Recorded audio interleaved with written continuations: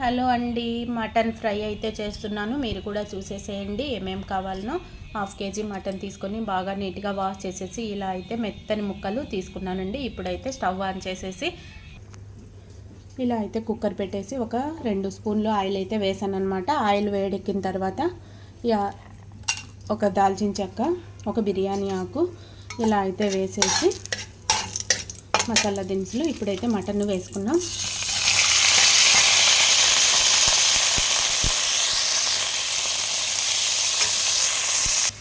Mutton అంతా అట్లా ఆయిల్లో ఒక సెకండ్ అలా వేగిన తర్వాత చిటికెడు పసుపు, టేస్ట్కి తగ్గట్టు రాళ్ళ ఉప్పు, కారం అయితే వేసేసి అంతా ఒకసారి నీట్గా కలిపేయాలన్నమాట. మటన్లోని వాటర్ అంతా అలా బయటికి వచ్చేస్తుంది.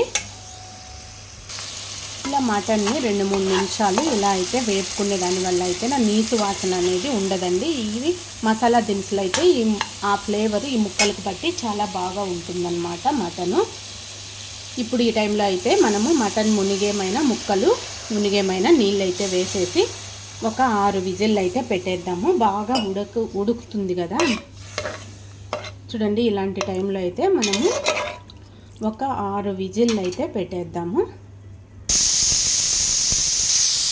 ఇలా ఎక్కువ మంట పైన అయితేనా 6 విజిల్ అయితే రానిద్దాము. ఈలోగా మనము మసాలా 2 వెల్లుల్లి, 1 స్పూన్ మిరియాలు, 1 స్పూన్ జీలకర్ర, ధనియాలు, కొంచెం అల్లం ముక్క అయితే ఇవైతేనా మిక్సీ పట్టేసుకొని మెత్తగా మిక్సీ పట్టేసుకున్నామండి. మిరియాలు అవి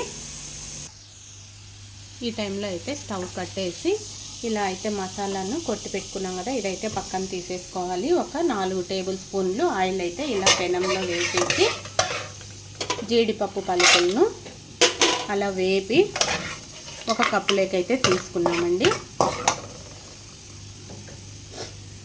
జీడిపప్పు ఆ కలర్లోకి వచ్చినప్పుడు కరివేపాకు కూడా వేసాము.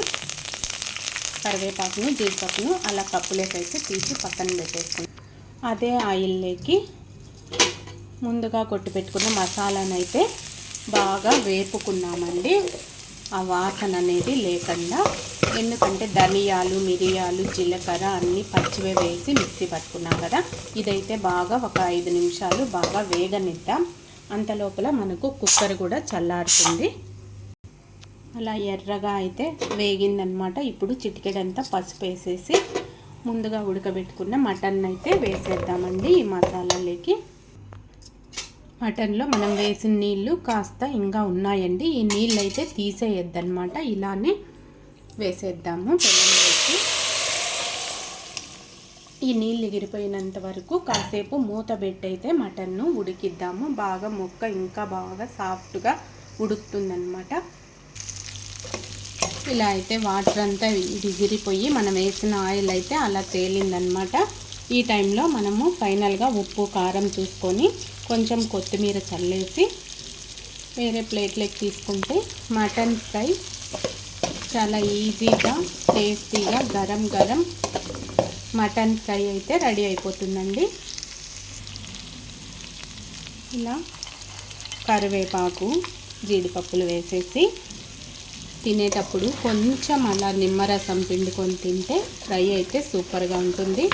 మటన్ అలా చూడంగానే ఇలా తెలిసిపోతుందండి మనకు ఉడికిందా లేదా అనేది. అంత పర్ఫెక్ట్గా ఉడుకుతుందన్నమాట. ఈ వీడియో కనుక నచ్చినట్లయితే మీరు కూడా ఇలా ఒకసారి ట్రై చేయండి. Bye friends.